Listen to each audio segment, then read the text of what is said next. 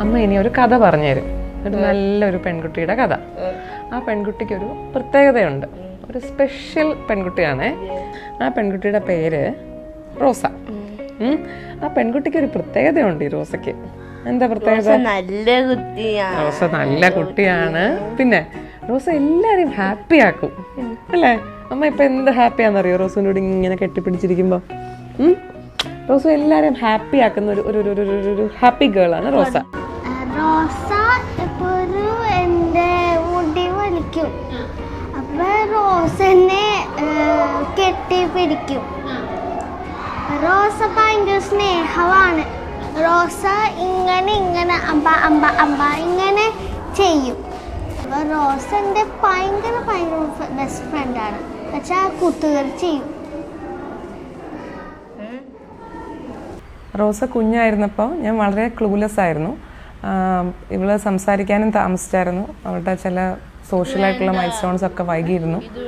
അപ്പോൾ ആദ്യം കരയുന്ന എന്തിനാണെന്നോ അനാവശ്യമായിട്ട് വാശി പിടിക്കുന്ന എന്തിനാണെന്നോ ഒന്നും എനിക്ക് മനസ്സിലാവുന്നുണ്ടായിരുന്നില്ല.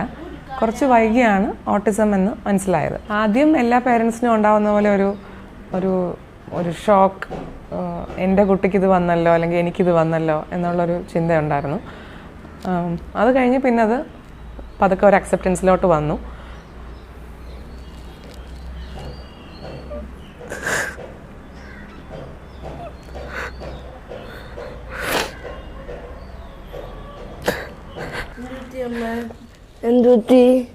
ചായ കുടിച്ചോ റോസു? എവിടെ ചായ? എവിടെ കരച്ചില് വന്നതാ. ഇനി ഒന്നും ചെയ്യൂല. റോസിനെ ഹഗ് ചെയ്യും. അക്സെപ്റ്റൻസ് വന്നത് വിത്ത് ടൈം, കാലം എന്ന് പറയുമല്ലോ. നമ്മൾ അവൾക്ക് വേണ്ടി ചെയ്യേണ്ട കാര്യങ്ങൾ ചെയ്തു. തെറപ്യൂട്ടിക് ആയിട്ടുള്ള ഇൻ്റർവെൻഷൻസ് സ്റ്റാർട്ട് ചെയ്തു. അത് കഴിഞ്ഞ് പിന്നെ അതൊരു എന്താ പറയുക, അവളുടെ യുണീക്നെസ്സും അവളുടെ ഒരു പെർസ്പെക്റ്റീവ്സും മനസ്സിലാക്കി കഴിഞ്ഞപ്പോൾ ഇപ്പം എനിക്കതൊരു പ്രശ്നമായിട്ട് തോന്നുന്നില്ല. ഇപ്പോൾ അവൾ കൂടുതൽ സ്പെഷ്യലായിട്ടാണ് എനിക്കിപ്പോൾ തോന്നുന്നത്. അവൾക്കൊരു ടെൻഷൻ വരുമോ അല്ലെങ്കിൽ അവൾക്കൊരു കൺഫ്യൂഷൻ വരുമോ ചെയ്താൽ ആദ്യം ചെയ്യുന്നത് ഈ കെട്ടിപ്പിടുത്തമാണ്. ആ ഒരു physical touch is very healing. ഞങ്ങളുടെ ആ ഒരു വളരെ യുണീക്കായിട്ടുള്ളൊരു എന്താ പറയുക, ഒരു ബോണ്ടല്ല, ഒരു വേ ഓഫ് കമ്മ്യൂണിക്കേഷനാണ് ആക്ച്വലി. അവൾക്കൊരു പ്രശ്നം വന്ന് അവൾ കെട്ടിപ്പിടിക്കുകയാണെങ്കിൽ ഞാനത് മനസ്സിലാക്കുന്നത് അങ്ങനെയാണ്. കൊച്ചു തമ്പൂരാട്ടി ഒരു പാട്ട് പാടാൻ വാ. ഇപ്പോഴും അവൾക്ക് അവളുടേതായ ഇഷ്ടങ്ങളും അനിഷ്ടങ്ങളും പ്രത്യേകതകളും സ്വഭാവ രീതികളും ഒക്കെ ഉണ്ട്. പക്ഷെ ഞാൻ അവളെ കൂടുതൽ മനസ്സിലാക്കിക്കൊണ്ടിരിക്കുകയാണ്. അവളുടെ പേഴ്സണാലിറ്റി ഞാൻ മനസ്സിലാക്കി വരുന്നു. അവളെ കൂടുതൽ മനസ്സിലാക്കും തോറും അവളുടെ കൂടെയുള്ള ഓരോ മൊമെൻറ്റ്സും എനിക്കിപ്പോൾ വളരെ പ്രിയപ്പെട്ടതാണ്. അവളുടെ ഈ പറഞ്ഞ പ്രത്യേകതകൾ തിരിച്ചറിയാൻ നമ്മൾ അവരോട് ചേർന്ന് നിൽക്കണം. ലിയോണ പറയാണ്, എനിക്കിപ്പോൾ അവനെ ഒത്തിരി ഇഷ്ടപ്പെട്ടു, എനിക്ക് ചുടുക്കിയെ തരുമോ സ്വന്തമായിട്ട് എടുക്കാൻ?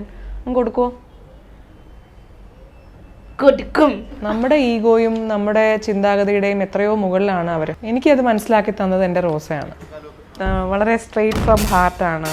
ഒരു നിഷ്കളങ്ക സ്നേഹത്തിനുടമയാണ്. ആരോടും ഒരു ദേഷ്യവും ഇല്ല. എവർ ഫോർഗിവിങ്, എല്ലാം പെട്ടെന്ന് മറക്കുന്ന ആളാണ്.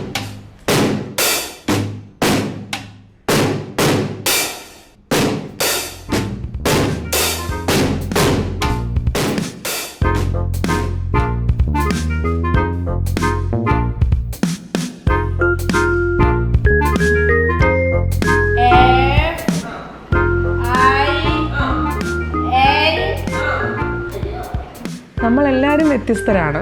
നമ്മൾ ഇഷ്ടപ്പെടുന്ന മെലഡികളും വ്യത്യസ്തമാണ്.